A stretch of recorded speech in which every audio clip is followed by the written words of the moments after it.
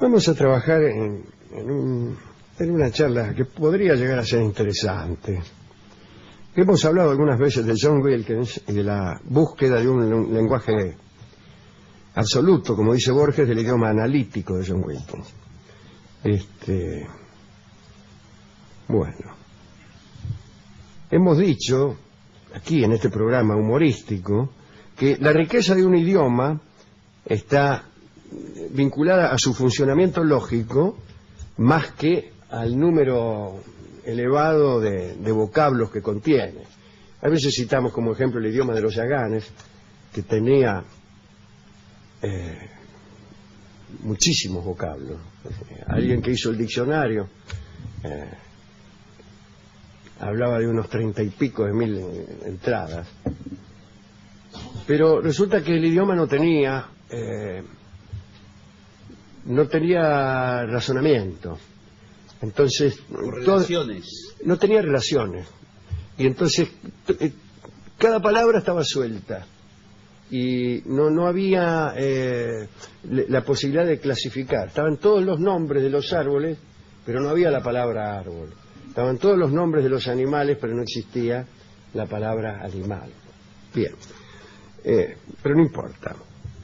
Muchos han pensado en la idea de un gran lenguaje comprensivo y expresivo del conocimiento humano, que no es lo mismo que un lenguaje que pueda ser entendido por todos. Son dos sueños diferentes.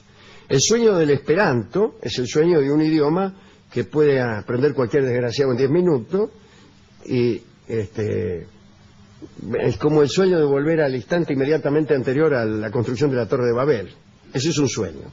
Pero el sueño de un lenguaje que permita comprender toda la gama de matices que uno es capaz de sentir y pensar, y que ese idioma se defina a sí mismo, ese es otro sueño. Y este de hoy es el del segundo sueño, John Wilkins, un inglés que nació en 1614, trabajó muchos años para ver si podía hacer este idioma, llegó a ser primer secretario de la Real Sociedad de Ciencias. Estudiaba los orígenes de la masonería, tenía la certeza de haber encontrado... No, ese era otro. Un amigo de él tenía la certeza de haber encontrado la piedra filosofal, pero no importa. Ashman se llamaba este. Y Wilkins lo tenía como modelo. Pero Wilkins se dedicó a la teología, a la música, fabricaba colmenas transparentes para estudiar a las abejas. La colmena transparente y las espiaba, es como una especie de Animal Planet. También anduvo buscando un planeta invisible, estuvo tratando de construir astronaves, estamos hablando del siglo XVII, ¿no? Y también estuvo tratando de formular un lenguaje completo y universal. En Oxford, Wilkins creó una agrupación de investigadores que se llamaba Colegio Invisible. Bueno, ahí estaban Robert Boyle, estaba este Wilkins, y era un grupo parecido al grupo platónico de Cambridge, del cual hablaremos también algún día. Estaba Newton ahí en Cambridge. Bueno, este grupo, el de Wilkins, reeditó textos esenciales de la alquimia en una colección de esas como las que hay ahora, ¿no? Ahí estaba Robert Boyle, publicó por esa época un libro llamado El químico escéptico, que, bueno, no importa, no tiene nada que ver con esto. Pero Wilkins trabajó 4 años en la búsqueda de esta lengua universal. Se publicó un escrito en 1668, 600 páginas, que permanecen en el más absoluto de los olvidos, y este olvido hubiera sido aún más fuerte de no mediar la intervención de Borges, que escribió el artículo El idioma analítico de John Wilkins. La ambición de Wilkins, insisto, era crear un sistema lingüístico universal en el cual cada una de las palabras se iba definiendo a sí misma y proporcionaba un conocimiento completo de la cosa representada. Vamos a ver qué es lo que quería Wilkins. Era un idioma que al oír el sonido ya sabías qué es lo que ese sonido representaba. Para eso dividió el universo en 40 categorías, subdivisibles a su vez en especies. Pero mejor vamos a contar la metáfora del árbol. A mí me gusta esto. Supongamos, yo que como es el árbol tiene un tronco, que el tronco se abre en ramas, las ramas se abren en ramas secundarias, terciarias, después llegan las hojas, que son muchísimas. Y a los efectos del pensamiento científico, cada hoja, dice Wagener, sería una parte de la realidad. Las hojas son la realidad. Y si usted retrocede, por ejemplo, retrocede hasta la primera rama, en la primera rama ya hay una idea que comprende a todas las hojas que de ella salen. Hay elementos comunes en esa primera rama. Y después, en una rama más gruesa, estoy yendo hacia atrás, donde hay elementos comunes a las hojas de esa rama y a las hojas de otra rama. Es decir, cuanto más atrás va usted, más grueso es el calibre. Todo esto parte de un tronco grueso y el calibre va bajando hasta que se encuentra con las hojas. Si las hojas son la realidad, solo las hojas, todo lo demás es elección de la inteligencia, es organización de la inteligencia. Por eso esta metáfora del árbol es útil para las clasificaciones. Una clasificación es eso, y si no, no tiene sentido. Si una clasificación es un mero enunciado de cosas que no tienen entre sí ninguna relación de causa-efecto y abarcabilidad, es un pan dulce, no es una clasificación. Borges solía recordar, antes de comenzar con esto, a una enciclopedia china en donde había una clasificación que decía más o menos así. Dice, los objetos se dividen en A, pertenecientes al emperador; B, embalsamados; C, amaestrados; D, lechones, sirenas, fabulosos, perros sueltos, incluidos en esta clasificación, que se agitan como locos, innumerables, dibujados con un pincel de camello de un solo pelo, etcétera. Entonces, esa no es una clasificación. ¿Cómo trabaja la ciencia en esto? Y bueno, resulta que podemos empezar con un tronco que se llama mundo vivo, ponele. De ahí, rama primaria, superreino; otra rama, reino; tipo, subtipo, clase, orden, suborden; familia, primero superfamilia, familia; género, y ahí recién especie, y ahí recién el hombre. Quiere decir que son 10 grados. Wilkins había armado 40 categorías, subdivisibles a su vez, pero no tanto como 10 veces, sino 3 o 4. Ahora, por ejemplo, el primero el tronco tenía una D, suponete. ¿Y eso qué era? Un elemento. Tronco, elemento, D. Después, si le agregás una B, es el fuego, que es uno de los elementos. Y si agregás una A, es una fracción del fuego, o sea que es una llama. La palabra sería Deva. Cuando vos ves DE, ya sabés que es un elemento. No hace falta un diccionario para que te lo diga. Es como los números. La misma morfología de la palabra es su definición. Si una D, supongamos que lo inventamos de nuevo, ¿no? Y una D significa el mundo animal, y una E significa el tipo, el tipo, clase, subclase, familia, su familia. Entonces vos escribís la palabra, ponele Soctulac, y sabés que eso es el hombre. ¿Pero por qué? Porque ya lo sabés. Seguís la clasificación letra por letra, y va avanzando esa clasificación como una definición. Claro. Las nociones más específicas serían palabras más largas. Exactamente. Y las nociones más amplias, palabras más amplias, palabras. Por ejemplo, mundo animal es una palabra sola. Claro. Es una letra sola, quizá. ¿Sí? No una palabra sola. Bien, de más está decir que hay infinitos infinitas objeciones que hacer. ¿Qué pasa con las partículas relacionales? ¿Qué pasa con ciertas cosas? Bueno, Wilkins trataba de remendarlos, y por ejemplo sucedía que en la octava categoría de las 40, que era la de las piedras, era muy insatisfactoria. Decía: piedras comunes, medianamente caras, preciosas, transparentes, insolubles. Se parecía a la enciclopedia china. Y después algunas cosas eran raras. Por ejemplo, la belleza, que era muy parecida a un pez ovoide, porque se había quedado un poco fuera de las 40 categorías y trabajaba medio mal, ¿no?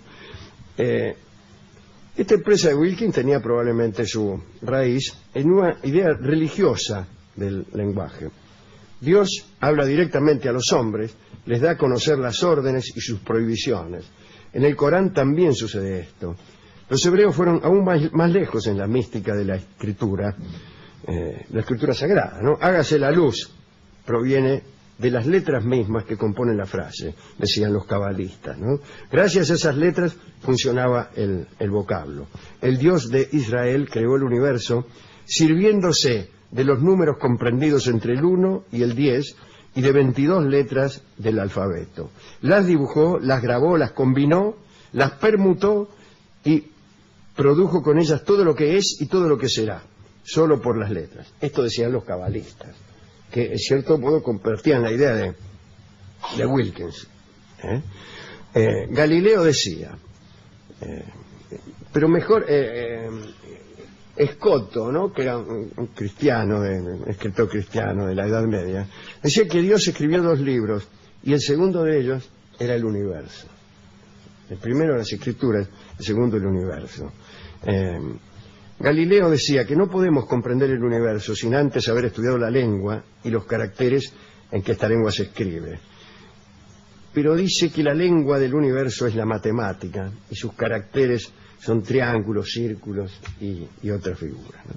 Ahora bien, hay que decir ya que Wilkins estaba un poco loco. Sospechaba que los hombres llegarían algún día a la luna, como hemos dicho. Quería inventariar todo lo existente en el mundo en forma sencilla, pero no pudo hacer mucho. Este inventario universal es extraordinario, la idea, ¿no? Wilkins tuvo un discípulo que se llamaba Robert Heinlein, que había inventado el lenguaje acelerado, porque decía que la mente perdía parte de su sustancia al rozar con las palabras. Toda expresión, decía Heinlein, es mensaje de inteligencia y efecto de la lucha de la inteligencia contra los obstáculos del habla. Es decir, Heinlein decía que no se podía expresar todo lo que uno pensaba y lo que llegaba era bastante menos. Heinlein sospechaba que yo en este momento estaba pensando cosas muy profundas, pero que ante las dificultades del habla llegaba a ustedes bajo la forma de estupideces. Entonces resolvió hacer algo al respecto. Heinlein inventó un vocabulario música rápido y sutil. Se componía de acentos y vocales que multiplicaban el número de sonidos posibles. Es como si usted hablara, pero además hiciera ruiditos. Lo bautizó Speedtalk, algo así como rap y palabra, y ahorraba tiempo además. Decía que todas las definiciones en este idioma eran complejas y no contradictorias. No existía la paradoja en aquel idioma, porque las paradojas surgen del conflicto que se produce en la mente cuando tiene que luchar contra el habla. En eso tiene razón. Tampoco existían en el idioma de Wilkins sinónimos. Un perro era un perro y no un can, un perro. Diría yo que tampoco existía la poesía. Claro. Que es llegar, que es angular la forma de nombrar. Es nombrar una cosa. Yo creo que la metáfora podría existir, porque vos podés, en el idioma analítico de Wilkins, decir un árbol es como, qué sé yo, como un hombre que no se mueve. Y podés decirlo, la metáfora igual es pésima. Sí, tendría como un sentido, digamos, la frase, pero hay que ver si el efecto poético se produce. Pues, ¿no? Si la comparación entre dos cosas se puede hacer. Sí. Lo que no se puede hacer es nombrar una misma cosa con diferentes palabras. Eso no se puede hacer en el idioma de... Porque no se pueden trastocar los significados. No, claro. Porque ya son. No, porque los significados están dados por las letras que componen la palabra. Y no pueden ser otras. Son como las letras de la escritura para los cabalistas. Fatales, no se puede cambiar ni una. Bueno, hay una cita de Chesterton que nunca me ha gustado mucho. No Chesterton, sino esta cita. Que parece darle la razón a Heinlein. Y dice, el hombre sabe que hay en el alma tintes desconcertantes, más innumerables y más anónimos que los colores de una selva otoñal. Eso dice Chesterton. Y cree, sin embargo, el hombre, que esos tintes de los que hablamos son representables con precisión por un mecanismo arbitrario de gruñidos y chillidos. Eso es lo que dice Chesterton. Pero por un lado pensaba que el universo es absolutamente complejo y por el otro lado que se puede expresar esa complejidad por un sistema más o menos chambón de rueditos, ¿no? Pero hay una trampa. Mientras la descripción de la variedad del universo tiene un matiz y se exagera esa variedad, por el contrario, la descripción del lenguaje menosprecia esa variedad. O sea, la pregunta es, ¿quién sabe si el universo es tan variado? Y vaya a saber si el lenguaje es tan monocorde, ¿no? También yo podría decir tendenciosamente que el 90 y tantos % del universo está compuesto por átomos de hidrógeno. Y podría decir que, sin embargo, la combinación entre esos átomos de hidrógeno puede ser descrita de un modo mucho más complejo, gracias al idioma. Es decir, podría ser yo tan tendencioso como Chesterton. Muy bien. Termino esta charla dando algunos datos anexos acerca de todos estos lenguajes, como el esperanto. Fracasaron. Esos son los datos anexos. Fracasaron todos. Quería hablar sobre otra cosa, pero no voy a hablar de eso, porque es una idea bastante tonta.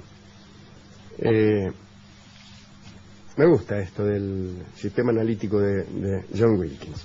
Hay gente que ha escrito acerca de este texto de Borges, que no es muy largo ni muy erudito. Él tuvo noticia en la Enciclopedia Británica, probablemente, de este hombre, de Wilkins, y escribió este artículo que es muy interesante, pero ha hecho mucha carrera el artículo.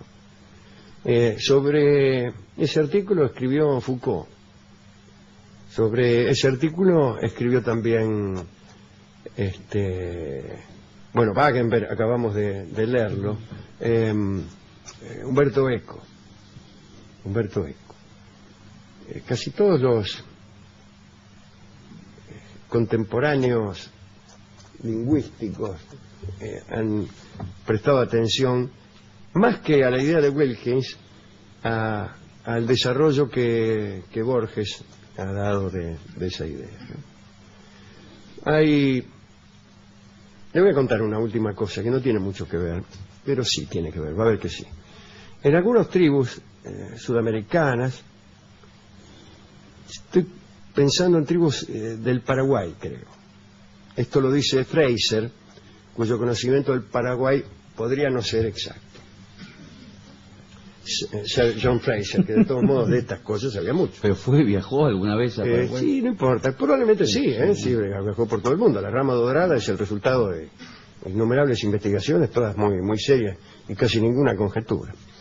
Pero Fraser decía que, hablando de nombres tabuados y de palabras tabuadas, es decir, que no se podían pronunciar por razones de religión o de prohibición, que en algunas tribus a la persona que moría se le prohibía el nombre. Nadie, después de muerto alguien, podía utilizar ese mismo nombre. Se llamaba Juan, te morías y ya no había Juan. Y nadie podía recordarlo, pronunciar esa palabra, Se anulaba la palabra. Se anulaba la palabra. Con lo cual, cada nacimiento incorporaba un nombre más. Esto podría haberse solucionado. No otra cosa es un documento de identidad. Claro. No otra cosa es un documento de identidad. Es decir, el tipo que se muere no deja su número de documento a otro. No, todos tienen un número distinto, todos, absolutamente todos.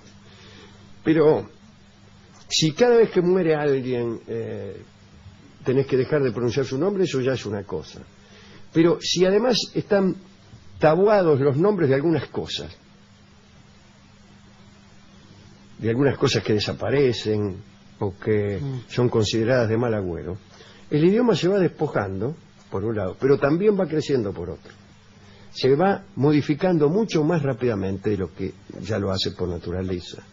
Y en 3 o 4 generaciones llegarías a un lugar y no podrías comprender lo que se habla. Si fuera ordenada, por alguna razón religiosa, política, etcétera, la desaparición de palabras. Nosotros hemos tenido en nuestra historia algunas desapariciones de palabras. Por ejemplo, ¿O se las olvidó? Perón. La palabra Perón fue tabuada durante muchos años. Bien. Hemos ido a la discoteca y le hemos pedido algo sobre el discotecario, que ya sabemos la poca colaboración que pone. Sí, la verdad, y el tema me parece muy elevado para la media intelectual del discotecario. Y el tipo dice, yo tengo un lenguaje, dice, con mi mujer. Bueno, ya empezó. Es un lenguaje muy rápido.